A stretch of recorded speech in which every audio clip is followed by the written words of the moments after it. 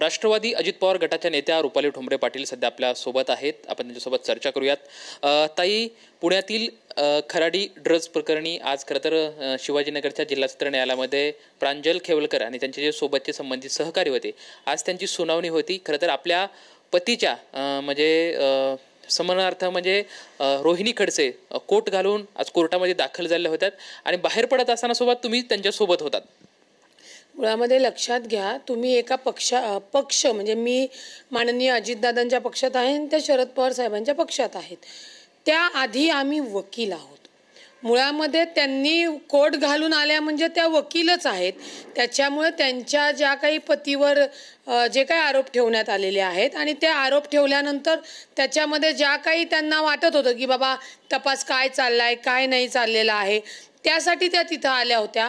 आता मीही वकील असल्यामुळे माझी प्रॅक्टिसिंग आहेच आहे. म्हणजे माझे पतीही वकील आहेत.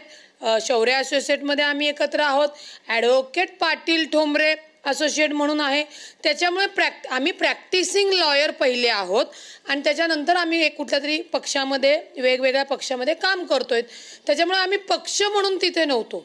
एक वकील, काळ्या कोटचा जो संबंध असतो ना, त्या ह्याने आम्ही तिथं होतो. आणि मला त्या केसमध्ये पाहायचं होतं, कारण का कुठलाही वकिलाला त्या कोर्टामध्ये पोलिसांचं म्हणणं काय, पोलिसांनी काय दिलेलं आहे, म्हणजे केस स्टडी जो असतो ते प्रत्येक वकील कोर्टामध्येच जाऊन करतो. त्याच्यामुळे मी तिथं उपस्थित होते की मला काय सांगतायत, फिर्याद काय आहे, कशा ह्यानी केलेली आहे, या सगळ्या निदर्शनं, सगळे त्या पोलिसांचा आर्ग्युमेंट्स दोन्हीकडचे, सरकारी वकील काय सांगतायत हे पाहण्यासाठी मी गेले होते. आणि रोहिणी खडसे या त्यांच्याच पतीला जे काही आरोपात आणलेलं आहे त्याच्यासाठी तिथं त्या हजर होत्या.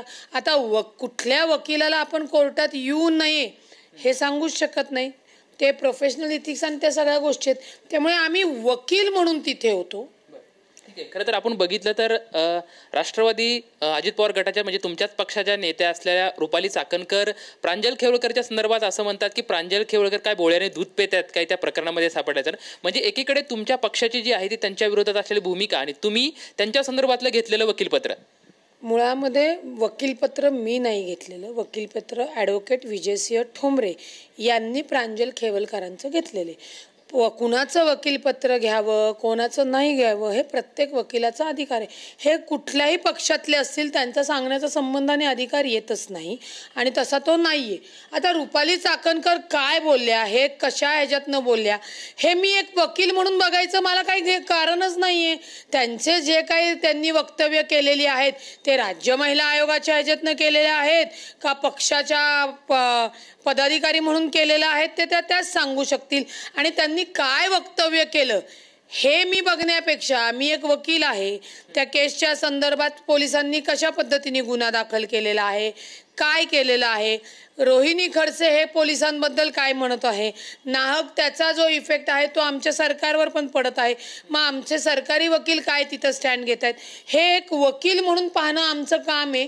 कारण का पहिले आम्ही वकील आहोत आणि मग पक्षाच्या कार्यकर्ते आहोत किंवा पदाधिकारी आहोत. आणि मला राजकीय आणि प्रोफेशनली असे एकत्र वक्तव्य करणं हे आमच्या प्रोफेशनमध्ये बसतच नाही. परंतु वकील म्हणून जर माझ्यासमोर रोहिणी खडसे जरी त्या कुठल्या पक्षात असल्या समोर आल्या तर पक्ष म्हणून आम्ही त्यांच्याशी बोलत नाही, पण आम्ही वकील सहकारी वकील परिवारातल्या म्हणून निश्चित बोलतो. जर तुम्हाला आठवत असेल या रोहिणीताईंनी जेव्हा हागवण्यातले जे वकील आहेत विपुल दुश्सिंग यांच्याबद्दल बोलले होते तेव्हा मी त्यांना सांगितलं होतं की तुम्ही वकिलाबाबत नाही असं एक बोलू शकत. लिटरल त्यावेळी आम्ही हागवण्यांच्या विरोधातच होतो. परंतु हागवण्यांचं वकीलपत्र कुठल्या वकिलांनी घ्यावं हे कुठलाही राजकीय पदाधिकाऱ्याला सांगण्याचा अधिकार नसतो आणि तो बजवू नये. आणि सगळे जे आमचे वकील वर्ग आहे यांचीही आमची एक एकत्रित आणि पुणे बार असोसिएशनच्या आम्ही एकत्र असतो. त्यामुळे राजकारण आणि वकिली तुम्ही एकत्र करू शकत नाही. आता चाकणकरांनी काय त्यांच्या वैयक्तिक यांनी केलं किंवा काय पक्षाचा पदाधिकारी म्हणून केलं असेल, पण मी त्यांनी काय वक्तव्य केलं हे ऐकलेलंही नाही आहे आणि मला त्याच्याशी काही म्हणजे माझा संबंधही येत नाही ॲज अ वकील म्हणून. खरं तर वकील म्हणून तुमच्या एका व्यक्तिमत्वाचा एक वेगळा पैलू आहे. तुम्ही ती भूमिका पण स्पष्ट करता की मी वकील आहे. मात्र म्हणजे ज्या रोहिणी खडसे असतील किंवा एकनाथ खडसे ते थेट सत्ताधाऱ्यांवरती आरोप करतायत की राजकीय द्वेषापोटी जे त्यांचे जावई आहेत त्यांना अडकलेलं आहे. खरं तर तुम्ही आता सत्ताधारी पक्षामध्ये आहेत. तुम्हाला काय वाटतं हे प्रकरण कसं आहे की किंवा हे वेगळ्या राजकीय दोषामधूनच हे सर्व घडतंय? आता खडसे यांनी जे काही राजकीय आरोप केलेले आहेत ते भाजपचे जे महाजन आहेत त्यांच्यावर केलेले आहेत. मुळात महाजन साहेबांपेक्षाही पोलीस यंत्रणेवर त्यांनी ती टीका केलेली आहे. कारण का मी पुन्हा सांगते की पोलीस यंत्रणेचा तपास हा कायद्यानेच व्हायला पाहिजे. त्याच्यामध्ये जर काही उणिवा राहिला तर त्याचे फटके त्या पोलिसांना बसणार आहेत.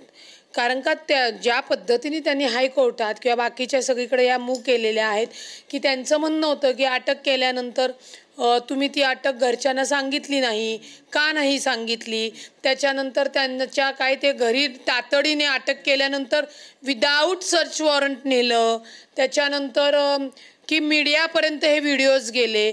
आज लक्षात घ्या मी वकील म्हणून त्या केसमध्ये बघतीये.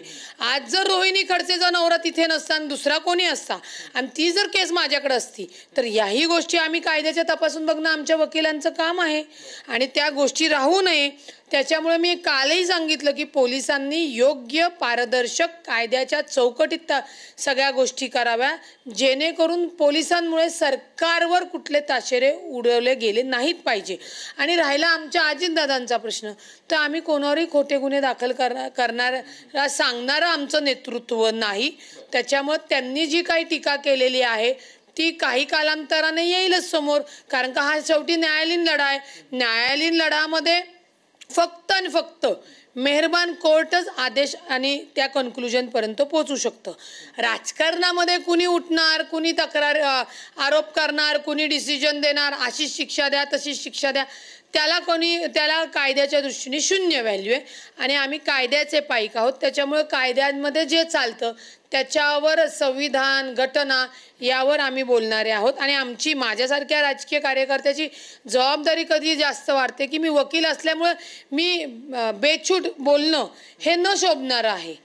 त्याच्यामुळे जी वकिली जे पॉईंट्स आहेत त्या दृष्टीने मी ते बघतीये. आणि आज मी काय अजित पवारांच्या गटाची नेते आहे किंवा प्रवक्ते आहे, पदाधिकारी आहे म्हणून गेलेली नाहीये.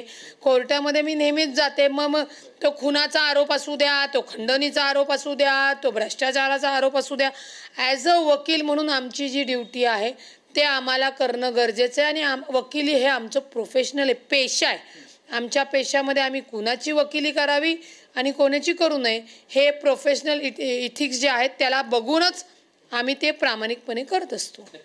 खरं तर ताई, कायदा हे शेवटी अंतिम आहे हे निश्चित आहे. मात्र आता तुमचे जे मिस्टर जे आहेत विजयजी ठोंबरे त्यांनी म्हणजे प्रांजल खेवळकर यांचं न्यायालयीन बाजू ते सांभाळत आहेत. ज्यावेळेस कोर्टातून रोहिणी खडसे बाहेर पडल्या त्यावेळेस तुम्ही त्यांच्यासोबत होतात, म्हणजे बाहेर येताना पण या सर्व ह्या सर्व घटना ज्यावेळेस घडत होत्या त्यांच्यासोबत होत्या, तुमच्यासोबत त्यांच्यासोबत चर्चा झाली आहे. काय तुमचं आणि त्यांचं काय चर्चा झाली किंवा काय त्यांनी गोष्टी होत्या? म्हणजे त्या जेव्हा त्यांचा PC रिमांड होता तेव्हा त्या कोर्टामध्ये येऊन बसल्या होत्या. मीही तिथंच होते. आता तिथं असं काय या वेगळ्या पक्षातले आम्ही बोलणार नाही. कारण का राजकीय जे काही मतभेद असतात ते फक्त मतभेद असतात. आम्ही एकमेकांच्या शत्रू नाही आहोत. आणि त्यातनं त्याही वकील आहेत, मीही वकील आहेत. त्याच्यामुळे ज्या काही कायद्याच्या त्रुटी राहिल्यात पोलिसांकडनं, जे काही त्यांचे ज्या गोष्टी आहेत त्या त्यांनी त्यांच्या वकिलाला म्हणजे ॲडव्होकेट विजयसिंह ठोंबरे यांना सांगितले. विजयसिंह ठोंबरे माझे जरी पती असले तरी मी स्वतः एक लॉयर आहे. त्यामुळे आमच्यामध्ये कधी ते आरोपीच्या बाजूने असतात, कधी मी त्यांचे जे क्लायंट असतात त्यांच्या विरुद्धच्या बाजूनी मी असते. कारण का प्रत्येकाची दोघांची वकिली करण्याची हे वेगवेगळी आहे.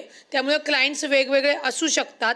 आम्ही असोसिएटमध्ये एकत्र आहोत आणि आम्ही आमचं प्रोफेशनल दोघंही आमच्या दोघांच्याही स्वतःच्या कॅलिबरवर चालवतोय.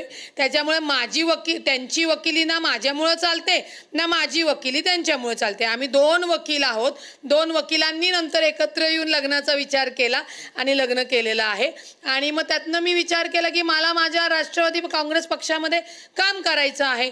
तसंच खडसे ताई शरद पवारचंद्रजी पवार गटात आहे. परंतु एक रोहिणीताईंचं आज वाखाणण्यासारखं झालं की जे नॉलेज आपण घेतलेलं आहे, जी डिग्री आपण घेतलेली आहे, तर जी वेळ त्यांच्या नवऱ्यावर येऊ नये ती आली आहेत, तरी त्या तिथं न डगमगता तिथं ॲज अ वकील, ॲज अ ऑब्झर्वेशन तिथं त्या प्रामुख्याने उभ्या होत्या आणि तिथेही मी उभी बसलेली होते हे सगळे केस बघायला. मग तिथनं बोलणं झालं आणि ते बोलणं झाल्यावर मग मी त्यांना म्हणलं की ते ठीक आहे, चालणार असेल तर चला, आणि आम्ही एकत्र तिकडे आलो. तर ताई, आयुष्याच्या पटलावरती वावरताना तुम्ही जसं सांगतात की आम्ही दोघं पण वकील आहोत आणि सत्याची भूमिका मांडतोय, जसं तुमचे आता मिस्टर म्हणजे पती प्रांजल खेवळकर यांची सत्याची बाजू मांडतायत, तुम्ही सुद्धा आज रोहिणी खडसे सोबत होतात. याचा अर्थ असा आहे की या सर्व गोष्टीमध्ये आता निश्चितच ते खरंच समजा ज्या कायद्याच्या नुसार असेल किंवा ज्या सगळ्या गोष्टी आहेत ते तुमचे मिस्टर त्यांच्या बाजूने मांडतायत, त्यामुळे ही गोष्ट जी आहे ती खरंच त्यांना कुठंतरी गुंतवण्यात आले किंवा अशा गोष्टी नव्हत्यात अशी तुम्हाला बाजू वाटते? कारण की शेवटी तुमचे पती तर आहेत, म्हणजे पती तर खरीच बाजू मांडतात, त्यामुळे तुमची कुठली बाजू नक्की? नाही, खरी बाजू मांडण्यापेक्षा ॲडव्होकेट विजयसिंह ठोंबरे त्यांची वकिलीच्या क्लायंटची बाजू ती कायद्याच्या चौकटीमध्ये रोखठोकपणे मेहरबान कोर्टासमोर मांडतायत.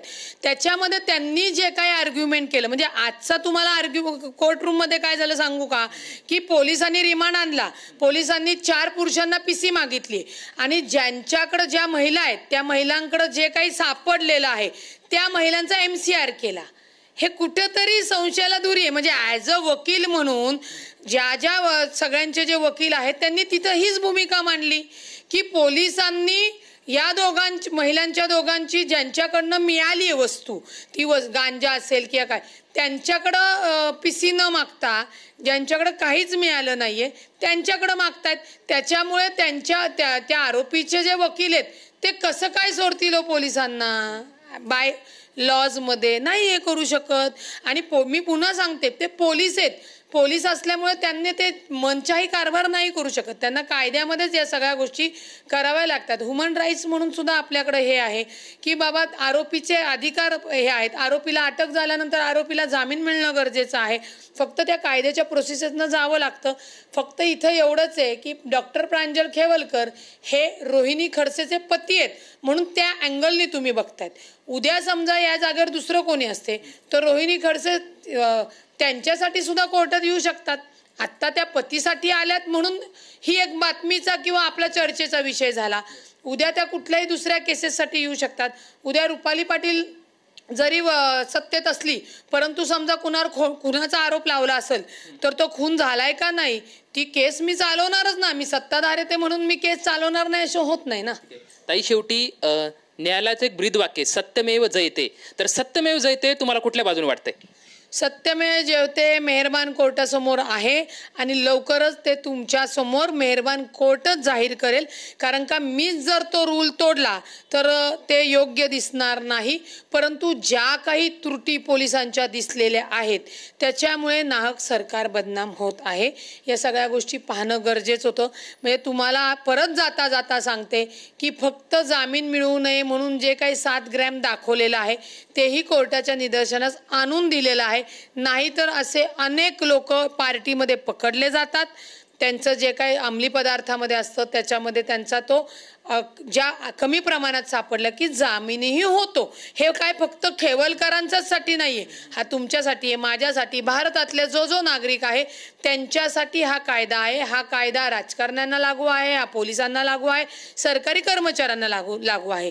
त्याच्यामुळे जी काही यंत्रणा हलवायची असते ती कायदेशीर पद्धतीने न्यायालयाच्या चौकटीतच करावी.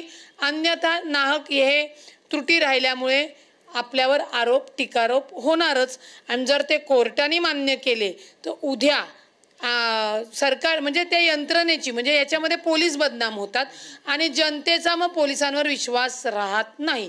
ही फार वाईट गोष्ट आहे, ती होऊन देऊ नये पोलिसांनी, असं मला एक ॲज अ लॉयर म्हणून त्यांना सांगणे. सत्यमेव जयते हे मेहरबान कोर्टाच्या समोर आहे, त्याच्यामुळे कोर्ट जे आहे ते सत्यमेव जयते लवकरच बाहेर येतील. मात्र जी आजची सुनावणी झाली या सुनावणीमध्ये पोलिसांच्या ज्या काही त्रुटी आहेत त्या समोर आले, त्यामुळे नाहकच सरकारला बदनाम व्हावं लागतंय. त्यामुळे जे न्यायालय आहे ते या सर्व गोष्टींचा विचार करून योग्य तो निकाल देईल अशी अपेक्षा जी आहे ते रुपाली ठोंबरे पाटील यांच्याकडून व्यक्त होताना दिसत आहे. कॅमेरामॅन विशाल रायपुरेसोबत लक्ष्मण जाधव, ट्यून मराठी, पुणे.